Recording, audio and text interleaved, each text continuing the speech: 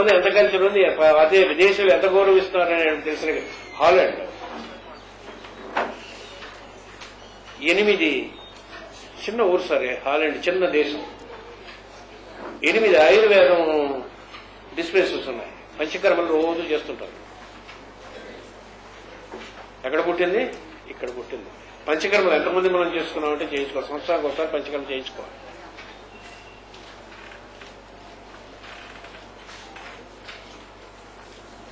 ఐదింటి వల్ల 5 ఇంద్రియములకు సంబంధించిన లోపల ఉండేటటువంటి వాటికి కావాల్సినటువంటి చాలా జరిగి ఫ్రెష్ లైఫ్ వస్తుంది. ఉగాది అటువంటి సమయం. ఉగాది పచ్చడి యందు ఏవైతే చెప్పబడి ఉన్నాయో వాటికి సంబంధించినవన్నీ కూడా ఉగాది వచ్చేదానికి ముందు నెల్లాళ్ల ముందు ఇవన్నీ తినాలి. వేపాకు తినాలి, పుల్లని మామిడి కాయ ముక్క, చిన్న ముక్క తినాలి. ఏవైతే షడ్రుచులు దానికి సంబంధించినటువంటి వ్యాయామము చేయాలి. ఏ ఆయుర్వేదం పుస్తకం తీసినా ఇందులో చేయవలసినవన్నీ కూడా ఉంటాయి. ఒక 50 ఉంటాయి. పాల్గొన మాసంలో మొదలుపెట్టి చైత్రమాసం వచ్చేంత వరకు 10 ఈ నెలల్లో కానీ మీరు అందులో చెప్పబడినటువంటివి ఏవైతే ఉంటాయో, ఏమి తినాలో, ఎటువంటి యోగాభ్యాసం చేయాలో, ఏ ఆసనాలు వేయాలో, ఎటువంటి నూనె రాసుకోవాలో, ఇవన్నీ కూడా ఇప్పుడు కొంచెం బాగుండి మనకి టీవీల్లో అక్కడ రాజుగారు వీళ్ళు ఆయుర్వేదం గురించి చెప్తున్నారు. కొంత ఇంట్రెస్ట్ వచ్చింది. ఈ చేయగలిగితే సంవత్సరానికి వచ్చేస్తే మళ్లీ చైత్రమాసం ఇవాళకి ఫ్రెష్ అయిపోయిన తర్వాత 1 year మీకు ఏ జబ్బు చేయదు. Old age is not sickness. 70 ఏళ్ళు రావచ్చు, 80 ఏళ్ళు రావచ్చు, చక్కగా పనిచేసుకునే వాళ్ళు ఉంటారు. 10 ఏళ్ళకే సిక్ అయిపోయి సొడబుడ్డి లాంటి కళ్ళద్దాలు పెట్టుకుని 10 ఏళ్ళకి చదవలేక మయోపియా వచ్చి సఫర్ అయ్యేటటువంటి వాళ్ళు ఉంటారు. ఎందువల్లంటే వీళ్ళు ఈ గ్రహరాజులు చెప్పినటువంటి మాటలు వినకపోవటం, ముళ్ళు పొగరు, అంతకన్నా ఇంకెంటారు. భారతీయ సంప్రదాయాల ముందు, సనాతన సంప్రదాయాల ముందు ఒక సిస్టమేటిక్ గా ఆర్డర్లీగా బిహేవియర్ ఉన్నది. ఎక్కడుంటాయంటే విష్ణు పురాణంలో ఉంటాయి, భాగవత పురాణంలో ఉంటాయి, భగవద్గీత ఉంటాయి, పతంజలి యోగ సూత్రంలో ఉంటాయి. ఇటువంటి పుస్తకాలు ఉన్నాయనే తెలియనటువంటి వాళ్ళు కొంతమంది బతికి వెళ్ళిపోతూ ఉంటారు. ఆవులు బతుకుతాయి, గేదెలు బతుకుతాయి, మనము బతుకుతాం.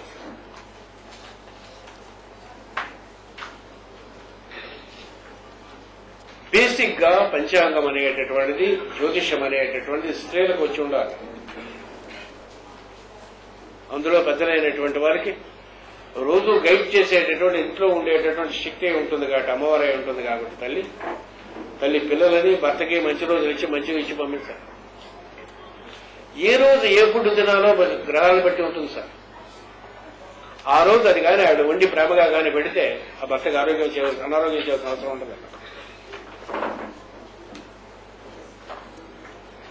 ఇవన్నీ కలిపి చెప్పాడు. జ్యోతిష్ శాస్త్రం అంటే రేపు పొద్దున పిల్లకి పెళ్లి అవుతుంది, ఎప్పుడు అవుతుంది, ఉద్యోగం ఎప్పుడు వస్తుంది, ఎప్పుడు ఇల్లు కట్టుకుంటా, ఇవి మాత్రమే కాదు. దీనికంటే చాలా ముఖ్యమైనటువంటి ఏకమైనటువంటి శాస్త్రం ఉంటాయి. వీటన్నిటినీ తీసుకుని మనం ఇవన్నీ నేర్చుకోవడానికి అంత సమయం లేదనుకోకండి. సమయం ఉంటుంది.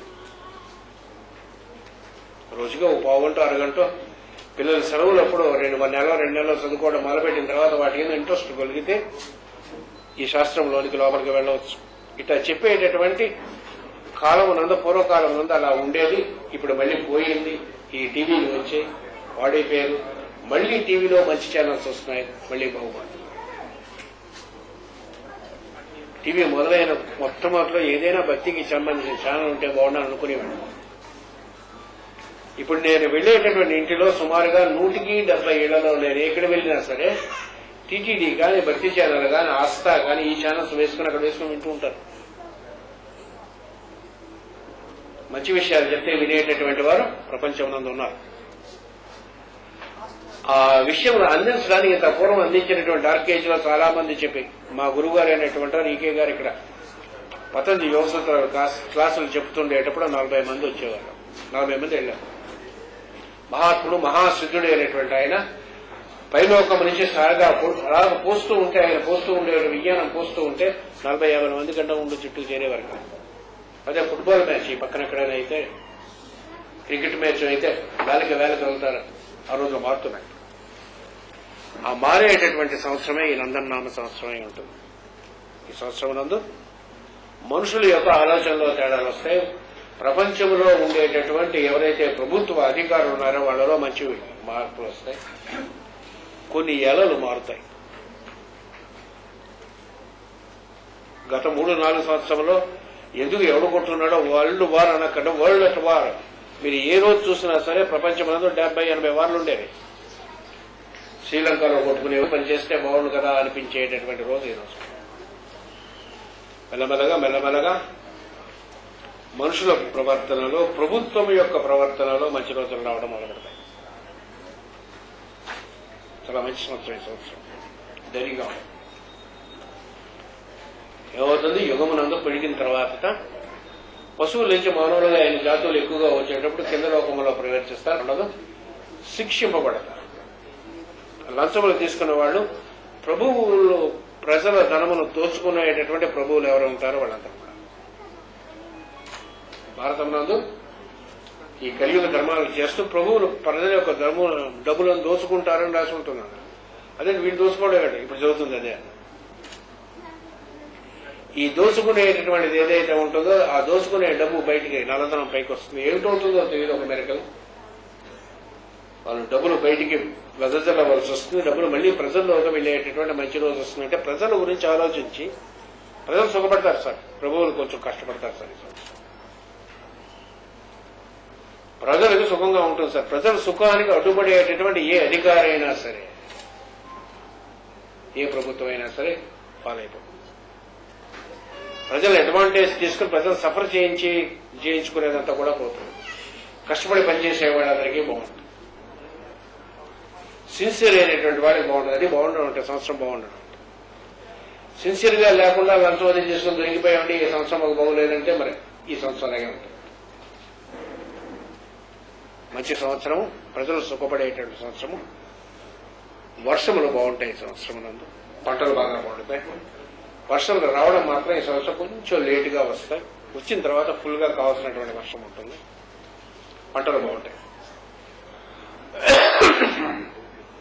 ఆంధ్రప్రదేశ్కి సంబంధించి ఇప్పుడప్పుడే ఎలక్షన్లు ఏవీ లేవు కాబట్టి పెద్దగా చెప్పుకోవాల్సిన లేదు. ఎప్పుడు అనిశ్చల పరిస్థితి అలా ఉంటూనే ఉంటుంది.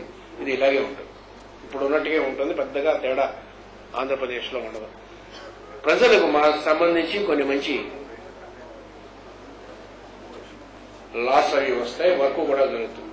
ఇదన్నిటికంటే మంచిది ఏంటంటే స్త్రీలకు పిల్లలకు బాగుంటుంది ఈ సంవత్సరం. అంటే చట్టము ప్రకారము స్త్రీలకు బాగుండేటట్టుగా ఒకటి వస్తుంది. స్త్రీలు ఎంటర్ప్రైజ్ కానీ ఎవరైనా ఉంటే, అంటే స్త్రీలు కానీ ఏదైనా వ్యాపారములు, ఫ్యాక్టరీలు కానీ పెట్టుంటే చాలా అభివృద్ధిలో ఫ్రెష్ వస్తారు. భారతదేశమునందు పుట్టినటువంటి స్త్రీలకు కొంతమందికి దేశ విదేశముల యందు ఖ్యాతి కలుగుతుంది. పుస్తకం రాసిన దాని వల్ల కానీ, బిజినెస్ వల్ల కానీ, ఇంకే రకమైనటువంటి క్రియేటివ్ యాక్టివిటీ వల్ల కానీ, సినిమాల వల్ల కానీ ఆ భారతదేశంలో ఉండేటువంటి స్త్రీలకు ఎక్కువ ప్రాముఖ్యం కలుగుతుంది.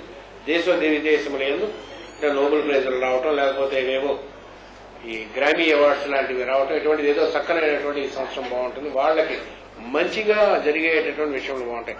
ధాన్యములు బాగుంటాయి. ఈ సంవత్సరం నందు స్త్రీలకే బాగుంటుంది. పళ్ళు బాగుంటాయి. చక్కనైనటువంటి పళ్ళు బాగా పండుతాయి. రసములైనటువంటి పళ్ళు ఉండేటటువంటి మనకు బాగా చేరుతాయి. ఇది సుమారుగా విపులముగా మనకి భారతదేశానికి సంబంధించిన కూడా చక్కగానే పురాణాలు ఇస్తారు. వాటిలో చదువుకోవచ్చు. ఇప్పుడు మనం ఇండివిజువల్ గా మనం ఏం చేసుకోవాలి సంవత్సరం చూద్దాం. మార్చ్ 21 నుంచి ఏప్రిల్ 21 లోపల పుట్టినటువంటి వారు ఈ గణనం అంతా కూడా సాయన సిద్ధాంతం ప్రకారము చేయబడి ఉంటుంది. నేను చెప్పబోయేదంతా మా గురుగారు అయినటువంటి వారు ఈకే గారు అదే చెప్పారు.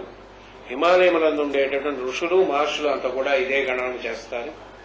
ప్రపంచం మొత్తము ఈ గణనం జరుగుతుంది. కొందరు మాత్రం నిరాయనం అనేటువంటి గణనం చేస్తారు. దాని గురించి మనం ఇప్పుడు మాట్లాడుకోక్కర్లేదు. మనం ఏం చెప్పుకున్నామంటే మార్చి 21 నుంచి ఏప్రిల్ 21 లోపల మీరాలో ఎవరైనా పుట్టుంటే సాయన మాసం ప్రకారం సాయన మేషరాశికి సంబంధించినటువంటి సాయన మేషరాశికి పుట్టినటువంటి వాళ్ళు ఎవరైనా సరే మీ వాళ్ళు ఎవరైనా ఉంటే వాళ్ళకు కూడా చెప్పుకోవచ్చు ఈ సంవత్సరం మీకు చాలా బాగుంది.